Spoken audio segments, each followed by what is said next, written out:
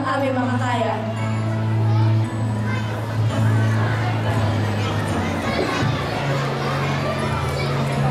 Kami naman ang mga doktor. Tungkulin namin alamin ang sakit ng mga pasyente at bigyan ito ng lunas. Tungkulin namin mapabuti ang kalagayan ng mga tao sa aming paligid.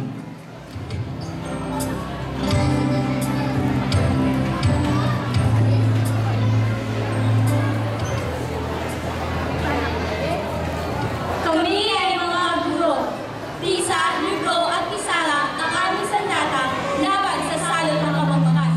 Nais namin magkaroon ng bayan kung saan lahat ay nakakapagsulat, nakakapagbasa at nakakapagsalita ng ating sariling wika.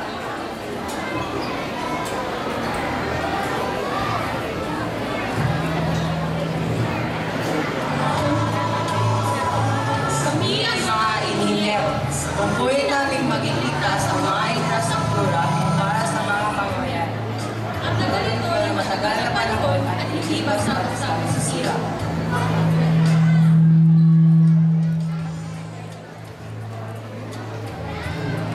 Kami ay mga arkitekto.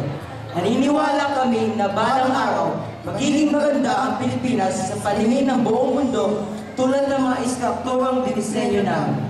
Nasa kamay namin mga arkitekto ang kaayusan ng mga istruktura at ang kaligtasan ng masa.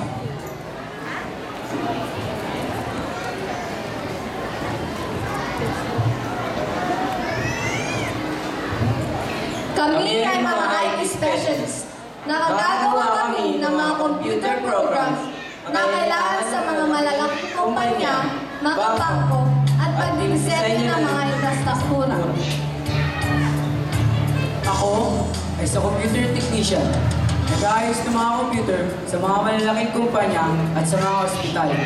Kung may sira ang inyong computer, gagawin ko ng paraan para maayos ito.